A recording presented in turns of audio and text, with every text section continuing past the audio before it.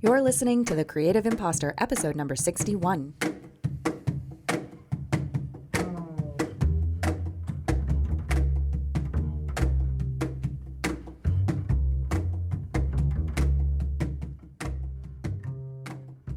Welcome to The Creative Impostor. I'm Andrea Klunder, and this is a very special, somewhat last-minute Valentine's Day episode. And as I'm recording this, I'm not even sure whether I'm going to post it, and I'm not even sure whether I'm going to be able to get through recording it. As many of you who are in my community know, this week I had to say goodbye to my beloved little black cat, Tytania. And I don't really talk about Tytania on the podcast. If you are in the Creative Impostor Facebook group and you watch my Facebook Live videos when I do them, or if you've had any private coaching sessions with me by video, you've probably seen her make a quick cameo in the background. She never really was one much for spotlights, but she would occasionally like to see what I was doing or make a background appearance or run by. And she was 18, we think, and had been living with kidney disease for the last several months. And we thought that we were managing it well. But this past weekend, it definitely took a fast turn that we knew was coming. I don't know, I guess you just never are really prepared. You just really never are prepared. So why am I talking to you about my cat passing away on Valentine's on the Creative Impostor? What does this have to do with anything, really? Well, I'm not 100% sure. One, it's an idea that came into my mind to do this, and one thing I have been learning over the years is to trust my intuitive impulses. And if something comes into my mind and I can't seem to shake it, even if I logically don't really understand why to do it, then I feel that I should just do it.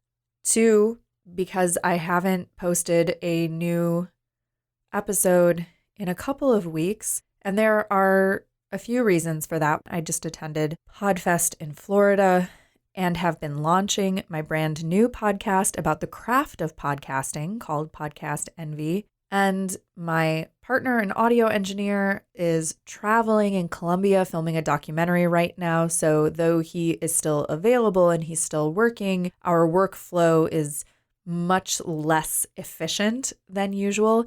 And I have 2 new podcast clients that I am helping to launch. So there have been a lot of professional variables. And my next interview episode with the fabulous Jeanette Bordeaux is all ready to go. And I was going to post that today, and something just didn't feel right because I'm so happy in that interview, and the energy of it just didn't feel authentic. And that is one thing that is so important to me with this show, is that it's fully authentic, and the timing just didn't seem right. So my new plan is to release Jeanette's interview next week. And it will seem a little odd because I'll be talking about things that at the time of recording were happening in present, and now they will have been past, but you will still get a ton from this interview with Jeanette. Another reason that I'm here sharing this with you in this moment is because it's part of my grieving process. And I have not really experienced a lot of grief, like full on grief in my life. I don't know if anyone is really comfortable with this emotion, but I knew that this time was going to come, and I knew that this time was going to be difficult. I never imagined it would feel the way it did. I think I have only really felt the most similar feeling I can remember is one that I've talked about here on the podcast before, which was the last day that I closed my yoga studio business after 5 years, and I locked the front door and dropped the keys in the mail slot. It was one of the worst feelings I've ever had, and I experienced a pretty deep depression after that. But there was a major difference, which was that my cat Tytania was there for me during that period, and she was my comfort, just unconditionally supporting me through that difficult time. The other thing that was different about that experience was that at that time, I felt really alone. I felt really isolated. And I mean, how we feel and the reality of things are not always equal. For example, I've always had a supportive family. My parents are always there for me. I have some very good, very long time friends who I can always count on. But just in that moment, I felt like I was on another planet, like I was suffering and grieving the loss of this business that I had worked so hard to create, and that very few people in my life could really understand what that felt like. I mean, fair, not everyone has started their own business and put their blood, sweat, and tears into it only to see it not work and then have to say goodbye to all of that work and all of those hopes and dreams and vision. But in this case, I'm in a different phase of my life, and that's not the case anymore. I don't feel alone this time. When I first adopted Tytania, I think it was about 11 years ago, it was my top priority when I first moved into my very own apartment for the first time. No roommates. I immediately wanted to adopt a cat because I had always grown up with cats in our household. And when I went off to college and then roommates thereafter, it just never worked out that we were able to have one. And so I adopted her. She was already an adult. She was already about 7 years old. And that was the beginning of some pretty major life transitions for me. That was the beginning of finishing my yoga teacher certification. That was going through Thai bodywork training and certification. That was the beginning of the end of my full-time office job at the Lyric Opera of Chicago, where I transitioned from working full-time in a job to being a business owner. And in between that, I would come home from my full-time job and I would spend nights and weekends by myself or with Tytania working on a business plan, researching, writing, creating, thinking, trying stuff out on paper, and then finally opening that business. It was also a time when my long-term romantic relationship was about to end, along with that transition from being an employee to being a business owner. And so really living alone, losing my romantic partner, losing all of my coworkers, and having little to no energy or time for social or friends or anything like that, I really was isolated. And for a good deal of the time, it was just me and Tytania. And when I did have free time, all I wanted to do was just go home to my tiny little garden apartment in Lincoln Square and sit on the couch with her and pet her and maybe watch a movie. And that was it. I just didn't even have the resources for building human relationships at that time. But one thing about having a pet, well, I don't know about having a pet in general, but I can say one thing about my relationship with Tytania is that she has always been, among other things, a teacher for me. Her transition to living with me, it was not all smooth and joyful and magical. She was an adult cat with some problems. She was extremely timid. She hid in my closet at least for the first 7 days, like would not even come out to eat or drink water or use the litter pan. So I had to move those things into the closet for her until she felt comfortable enough to come out and explore. We also went through what felt like an eternity of her randomly peeing on things in random places, including the carpet of the apartment that I was renting that I eventually had to rip out and then alert my landlords that I had ripped out the carpet of the apartment and it needed to be replaced. And they were so amazing. They totally understood and even helped subsidize what I replaced it with, which, mind you, was not plush carpet. It took us a while to sort that out and figure out how to support her to not feel like she needed to do that anymore. It took a while for her to trust me and come anywhere near me. But once she finally did, she was the sweetest, most loving little creature. It just all had to be on her terms. And I think that's a lot of why we understand each other. But one thing during that difficult transition time into each other's lives, I learned a lot about patience. I learned a lot about meeting someone where they are. And I know we always say that our pets give us unconditional love, and it sounds kind of cliche. Well, I think it's true. And also, she taught me how to have unconditional love for her, even when she was peeing on everything and wanted nothing to do with me. I loved her. I had faith in her. I knew that there was a different side of her that was just waiting for the right conditions and the right time. So there's a lot of things that Tytania has taught me over the last 11 years, and I'm extremely grateful to her. The major thing that I wanted to share today, though, and the reason why I'm risking talking about this and using my voice, which, when we're experiencing grief, it's like, yeah, we can dry our tears and we can put on some makeup and we can put on different clothes and maybe fake it a little in public and maybe still work and maybe function and maybe I can return emails. But using your voice, speaking out loud, the voice is the one thing that just really doesn't lie.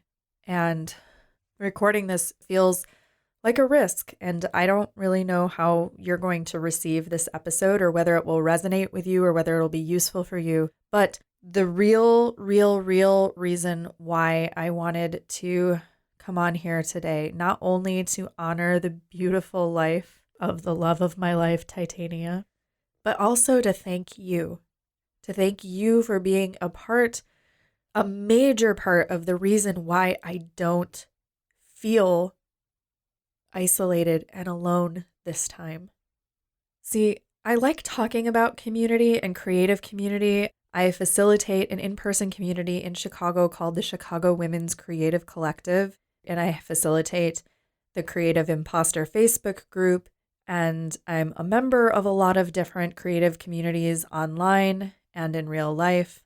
And I think it's very important to us as creatives to have that. But I'm always creating and facilitating these communities and making these containers and thinking about them and designing them and trying to figure out how to make them work. But I'm not always the best at receiving from them. I'm not always the best at asking for help when I need help, or support when things are hard. I tend to still try to do that stuff by myself. But when I posted on Facebook that I was going through this with Tytania and that I wanted suggestions and ideas for what rituals or practices I could do before or after, so many people responded. I expected to maybe get 5 or 6 suggestions, and between a couple of different posts that I made, I've gotten over 80 different responses.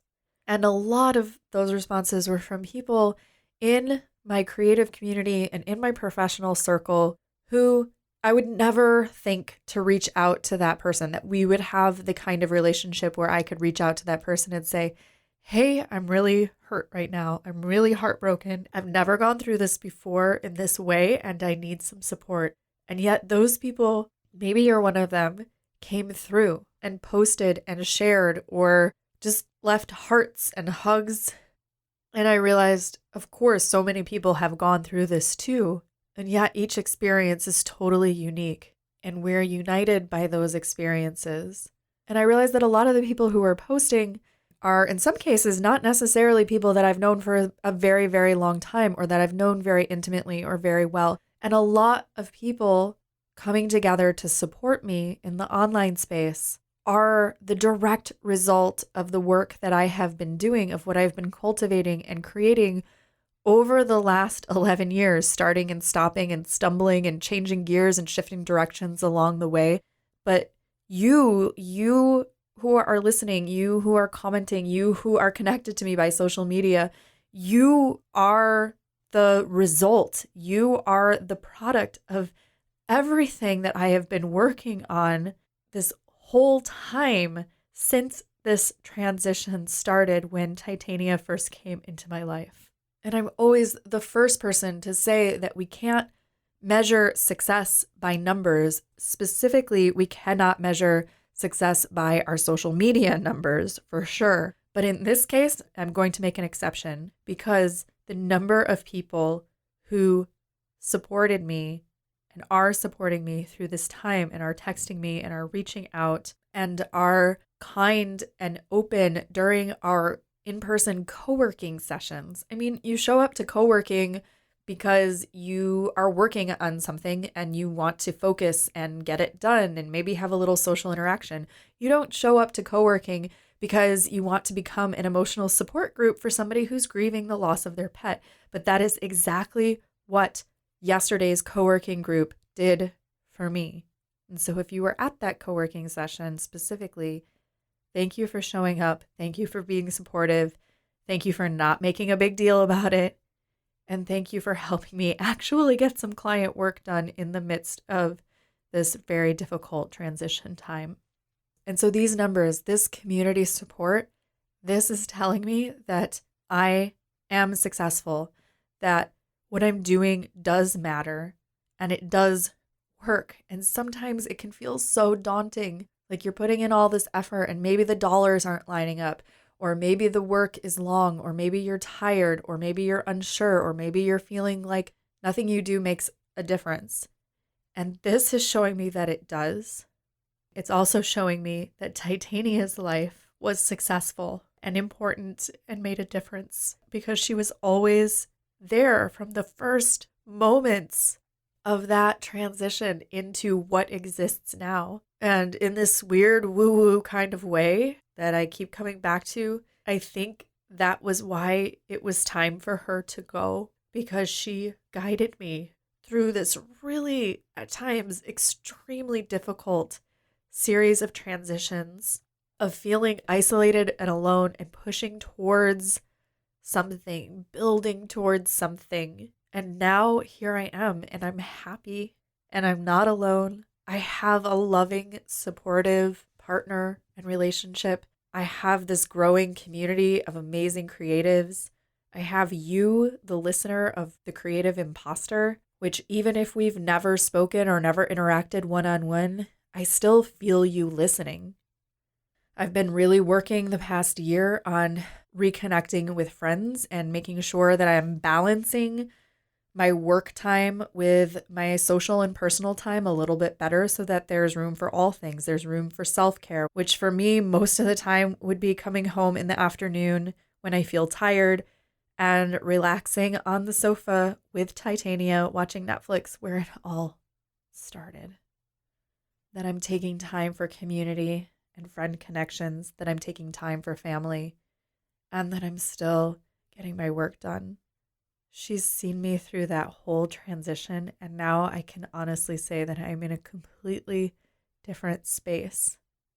She's done her job.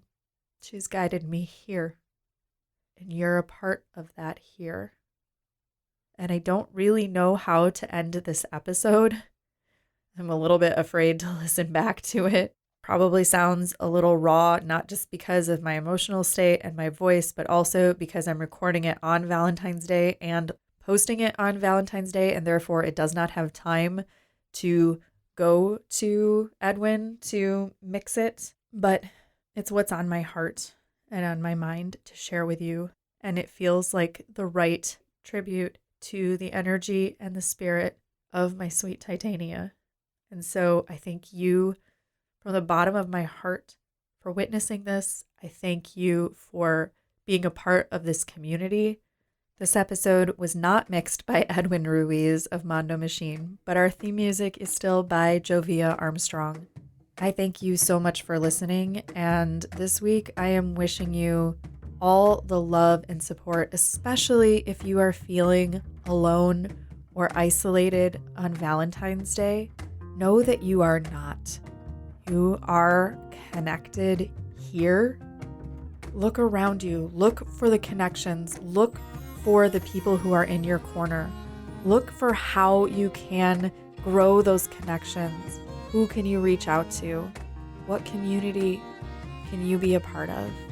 Where can you put some love and focus and attention and energy? And maybe the question is, how can you open yourself up to be able to receive that love and support from the connections and the community that you already have? Thank you again for listening, and I'll be back next week with my interview with the fabulous Jeanette Prideaux.